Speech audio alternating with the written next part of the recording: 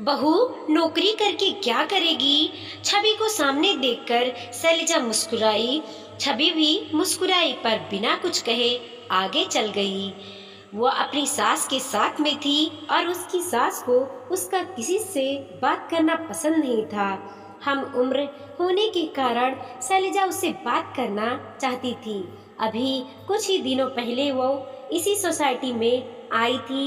एक ही फ्लोर पर होने के कारण उसका छवि से आमना सामना हो जाया करता था, पर छवि कभी कुछ नहीं कहती थी। छवि के परिवार में सास ससुर पति और एक बेटा था और अभी वो गर्भवती भी थी। देखने में काफी पढ़ी लिखी लगती थी पर साधारण सी ही रहती थी। सास की नजरें हमेशा छवि पर लगी रहती थी। कहीं वो बाहर कूड़ा रखने और प्रेस के कपड़े देने के बहाने आमने सामने किसी से बात तो नहीं कर ले। छवि बस घर का काम करे, सास ससुर की इज्जत करे और बच्चों को संभाले। उन सबकी यही अपेक्षा थी। छवि के पति रोहित की अच्छी खासी सरकारी नौकरी थी। घर में किसी चीज की कमी नहीं थी, लेकिन छवि का चेहरा हमेशा उतरा हुआ ही रहता था। उसकी फीकी सी हंसी शैलजा को बेचैन कर देती थी। शैलजा भी अपने पति के साथ रहती थी, पर उसका चेहरा हमेशा मुस्कुराता रहता था, इसीलिए वो छवि का उदास चेहरा देख नहीं पाती थी। अगले दिन शैलजा के बेटे दक्ष का जन्मदिन था। उसने छवि के घर की घंटी बजाई तो सास ने दरवाजा खोला। आंटी जी, कल मेरे बेटे का जन्मदिन है, तो आप छवि और अपने पोते राहुल को भेज दीजिएगा। दोनों बच्चों में दोस्ती भी हो जाएगी और छवि के साथ मैं भी कुछ पल बिता लूंगी। ये बर्थडे में छवि तो नहीं आएगी, वो पेट से है, तो मैं राहुल को लेकर आ जाऊंगी। तुम जाओ, कल मिलते हैं। यह सुनते ही शैलजा चौंक गई। उन्होंने उसे अंदर आने तक को नहीं कहा। आखिर ये कैसी सास है? बहू गर्भवती है तो क्या हुआ, सामने पड़ोसी के घर भी नहीं जा सकती है। रोज छवि नीचे घूमने जाती थी, पर हमेशा उसके साथ में उसकी सास होती थी। अब तक की बातों शैलजा ने ये पता लगाया कि उसकी सास उसे अकेला नहीं छोड़ती थी। इतनी अच्छी सोसाइटी में रहने के बावजूद वो कभी भी किसी फंक्शन में नजर नहीं आती थी। राहुल भी बैडमिंटन खेलने जाता था तो उसके दादाजी उसे लेने छोड़ने जाया करते थे। अगले दिन दक्ष का जन्मदिन था। शैलजा ने सारी तैयारियां कर ली थी। वह आते जाते वक्त अपने दरवाजे से छवि के घर के दरवाजे में ही देख रही थी। वो बैठकर सब्जियां साफ कर रही थी और उसकी सास टीवी देख रही थी। थोड़ी देर बाद वो तैयार होकर राहुल के साथ आ गई। पूरे बर्थडे पार्टी खत्म होने तक वह राहुल के साथ ही रही और आनंद लेती रही। सभी को आश्चर्य हो रहा था कि सब बच्चे अपने मम्मी के साथ आए थे और राहुल अपने दादी के साथ आया था। आज राहुल और दक्ष में भी अच्छी दोस्ती हो गई थी। अब दोनों मिलने लगे थे, साथ में पार्क जाने लगे थे। कुछ महीनों बाद छवि ने एक प्यारी सी बेटी को जन्म दिया। शैलजा उसे बधाई देने गई, पर कुछ बातें नहीं कर सकी। उसकी सास के चेहरे से लग रहा था कि वह कह रही हो, जल्दी से यहाँ से चली जाओ। शैलजा घर आ गई। कुछ दिनों बाद अचानक रात को दरवाजे की घंटी बजी। सामने छवि थी। भाभी, मेरी बच्ची कब से रो रही है। मैंने हर तरह के उपाय कर लिए, पर वो चुप ही नहीं हो रही है। आप कुछ कर सकती हैं? मम्मी जी, पापा जी तो बड़े भैया के घर पर गए हैं। भाभी की डिलीवरी होने वाली है और ये एक मीटिंग में बिजी हैं, तो घर पर देर से आएंगे। शैलजा तुरंत दौड़कर छवि के साथ में गई। उसकी बेटी लगातार रोए जा रही थी। ऐसा लग रहा था कि उसे सांस लेने में दिक्कत हो रही है। उसने कार उठाई और छवि उसकी बेटी को लेकर अस्पताल गई। वहां डॉक्टर से चेकअप करवाया। डॉक्टर ने बताया कि कफ कोल्ड ज्यादा जमा हो गया है। बच्ची की पूरी छाती जाम हो गई है। उन्होंने दवाई दी तो उसे आराम मिला। बच्ची थक कर सो गई थी तो छवि ने शैलजा को धन्यवाद दिया। घर आने के बाद शैलजा अपने घर ले गई और उसे चाय पिलाई। चाय पीकर छवि जल्दीबाजी में जाने लगी। भाभी, इनके आने का समय हो गया है। रोहित को पता लगा कि मैं आपके यहाँ आई हूँ तो मम्मी जी से शिकायत कर देंगे, फिर मेरा और भी जीना मुश्किल हो जाएगा। वह तुरंत ही चली गई तो शैलजा भी अपने काम में व्यस्त हो गई। अगले दिन दक्ष और राहुल स्कूल जा चुके थे। रोहित ऑफिस चला गया था और छवि ने सारा काम किया और फिर वो शैलजा के घर चली गई। भाभी, आपका बहुत धन्यवाद। आपने कल मेरी बहुत मदद की थी। छवि, तुम देखने में तो पढ़ी लिखी लगती हो, फिर इतना दबकर और डरी डरी सी क्यों रहती हो? इस तरह से तो जिंदगी नहीं गुजारी जा सकती है। तुम्हारे ससुराल वाले तुम्हें घर में कैद करके रखते हैं, कहीं आने जाने नहीं देते, किसी से बात करने नहीं देते। क्या तुम्हारा दम नहीं घुटता है? घुटता है भाभी, बहुत दम घुटता है। जीना ही मुश्किल लगने लगा है, पर फिर भी जीना है। मेरी जिंदगी ने मेरे साथ में मजाक किया है। मैं बहुत ही हंसमुख और आत्मनिर्भर लड़की थी। हमारे घर में लड़कियों को ज़्यादा पढ़ाने का रिवाज नहीं था, पर मैंने जिद की और कंप्यूटर इंजीनियरिंग कर ली और बहुत जल्द मेरी नौकरी भी लग गई। अब परिवार वालों को मेरी शादी की चिंता सताने लगी। मेरी दादी को मेरा पढ़ना और नौकरी करना कभी रास नहीं आया। उनके अनुसार लड़की की शादी सही समय पर कर देनी चाहिए। उन्होंने पापा से जिद की और अपनी कसम दे दी कि मेरी शादी वो जल्दी से जल्दी कर दे। नौकरी करते हुए मुझे 2 साल भी नहीं हुए थे कि मेरी शादी तय कर दी गई। रोहित के परिवार वालों मुझे आकर देख गए और रिश्ता पक्का कर दिया गया, लेकिन मैं खुश नहीं थी। मैं रोहित से कन्फर्म करना चाहती थी कि वो मुझे शादी के बाद नौकरी करने देंगे या नहीं। जब मैंने उनसे बात की तो वे बोले, हाँ कर लेना, मेरी तरफ से हाँ है। यह सुनकर ही मैं खुश हो गई और अपनी शादी की तैयारियों में व्यस्त हो गई। शादी के बाद ससुराल पहुंची, सबने भव्य स्वागत किया। सारी रस्में हो गई, दैनिक दिनचर्या शुरू हो गई। मैंने रोहित से कहा कि कल से मुझे काम पर जाना है, तो आप मम्मी जी के पास मेरे साथ चलिए, मैं उनको भी बता देती हूँ।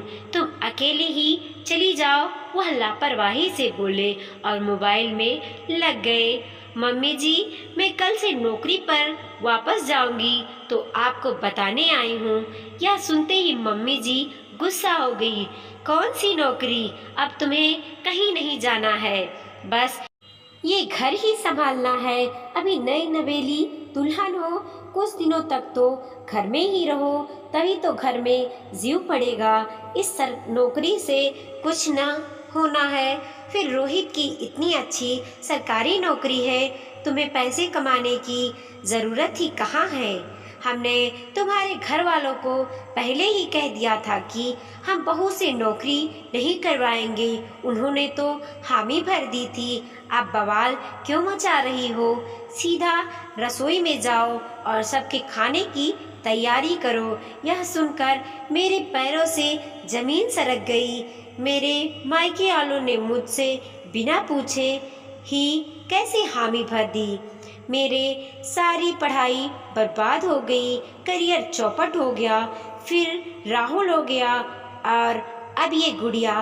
पिछले 5 सालों में जिंदगी ही बदल गई मेरी। सास मुझे कहीं पर भी अकेले आने जाने नहीं देती, किसी से बात नहीं करने देती हैं, कार चलाने भी नहीं देती हैं। बस यही कहती हैं कि एक बार कार की चाबी दे दी तो बहू के पंख लग जाएंगे, वह कहीं भी कार घुमाती फिरेगी। मैं अपनी मर्जी से 1 रुपया भी खर्च नहीं कर सकती। सच है, आज अगर मैं आत्मनिर्भर होती तो ये सब दिन नहीं देखना पड़ता। और छवि रोने लगी। शैलजा ने उसे पानी पिलाया और समझाया कि छवि, तुमने बहुत जल्दी हार मान ली। तुम लड़ सकती थी, तुम आत्मनिर्भर बन सकती थी, अपनी पढ़ाई को बर्बाद कर दिया। तुम कमजोर पड़ गई थी, अभी भी समय है, संभाल लो और अपने पति और घर वालों से बात करो। तुम अब भी बहुत कुछ कर सकती हो। जिंदगी में कुछ हासिल करना है तो उसके लिए मजबूत बनना पड़ता है।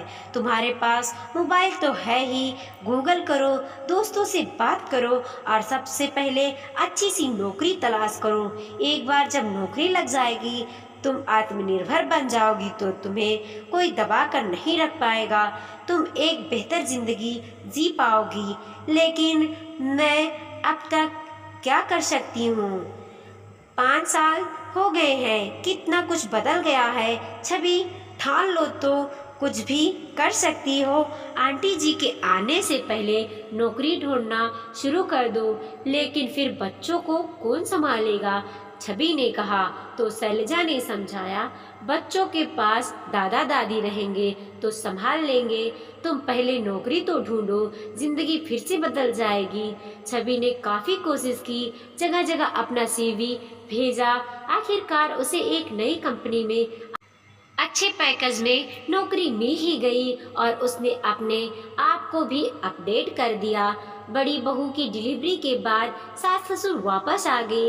एक सुबह सब बैठकर चाय पी रहे थे तो छवि ने हिम्मत करके बोल ही दिया कि वो अगले हफ्ते से काम पर जाएगी और अब वो किसी भी कीमत पर अपना निर्णय नहीं बदलेगी।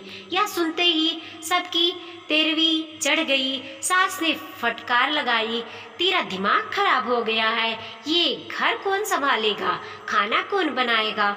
मम्मी जी, हम लोगों के बस यही जिंदगी है कि हम खाना बनाए और घर संभाले। हमारा अपना कोई अस्तित्व भी है या नहीं? मुझे घुटन सी होती है, मैं खुश नहीं रहती हूँ। मुझे आत्मनिर्भर बनना है, अपने लिए भी तो जीना है।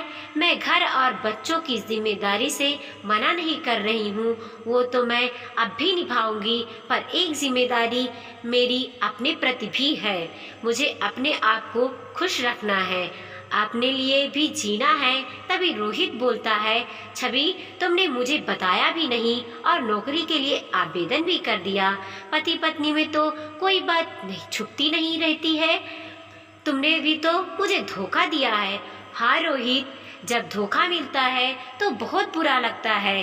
तुमने भी तो झूठी हामी भरी थी कि तुम मुझे नौकरी करने दोगे, पर तुमने भी तो मुझे धोखा दिया। एक बार भी नहीं बताया कि मम्मी पापा को नौकरी वाली बहू नहीं चाहिए। जरा सा बता देते तो आज मेरी जिंदगी और ही कुछ होती। मैंने भी तो धोखा खाया है। यह सुनकर रोहित की नजरें झुक गईं, लेकिन एक बात समझ में नहीं आई, आखिर तुम्हें इतनी हिम्मत किसने दी? जरूर किसी ने गलत शिक्षा दी होगी और वह तुम्हारा घर बिगाड़ रही है। घर टूट जाएगा, सब कुछ अस्त व्यस्त हो जाएगा।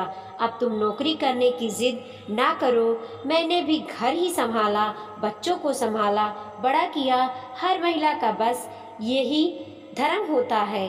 अपने लिए भी जिएंगी तो परिवार का कौन करेगा? सास ने फिर चिल्लाकर कहा, मम्मी जी, मैंने सोच लिया है। झाड़ू पोछे के लिए मेड आती है, कपड़े मशीन में धुल जाते हैं और खाना बनाने के लिए भी रख लेंगे। बाकी दोनों बच्चों को आप संभाल लेना। ऑफिस से आने के बाद मैं भी बहू की और पत्नी की और एक माँ की जिम्मेदारी भी संभाल लूंगी। सब कुछ मैनेज हो जाएगा। अच्छा, तो तूने सब कुछ सोच रखा है। खाना बनाने वाली को पैसा कौन देगा? फालतू का खर्चा हो जाएगा। मम्मी जी, मैं पैसे दूंगी। छवि ने अपना पैकेज बताया तो सबके होश उड़ गए। छवि को पहले भी काम का अनुभव था और उसने बहुत अच्छे से ऑनलाइन इंटरव्यू भी दिया था। उसकी प्रतिभा को देखते हुए उसका पैकेज बहुत अच्छा था। इतना पैकेज सुनते ही सब चुप हो गए। अब कोई कुछ नहीं बोला। सबने छवि को मौन स्वीकृति दे दी। अब छवि में अजीब सा उत्साह सा भर गया था और वह पहले से ज़्यादा आत्मविश्वासी से भर गई थी। उसने 7 दिनों में छोटी गुड़िया का ऑफिस के हिसाब से सोना जगना और खाने पीने का टाइम टेबल सेट कर दिया और खाना बनाने वाली को किस तरह का खाना बनाना है सब बता दिया। छवि के ऑफिस का पहला दिन था।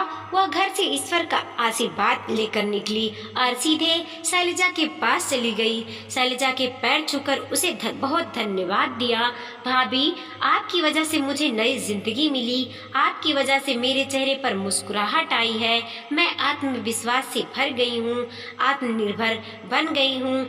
आपने तो मुझे नया जीवन दिया है, वरना मैं तो अंधेरे में खो सी गई थी। मेरी जैसी ना जाने कितनी लड़कियां होंगी जिन्हें बहू बनते ही अपने आप को खो दिया है, अपना करियर बर्बाद कर लिया है।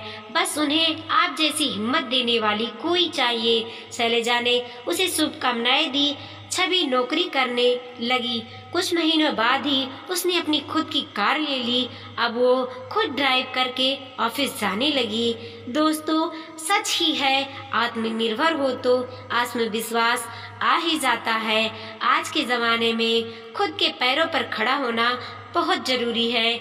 महिलाएं आत्मनिर्भर होंगी तो वो अपनी ज़िंदगी अच्छे से जी पाएंगी। आशा करती हूँ आपको वीडियो पसंद आया होगा, तो लाइक कीजिए, कमेंट कीजिए और अपने दोस्तों के साथ ज़रूर शेयर कीजिए। चैनल पे नए हैं तो प्लीज़ सब्सक्राइब कीजिए।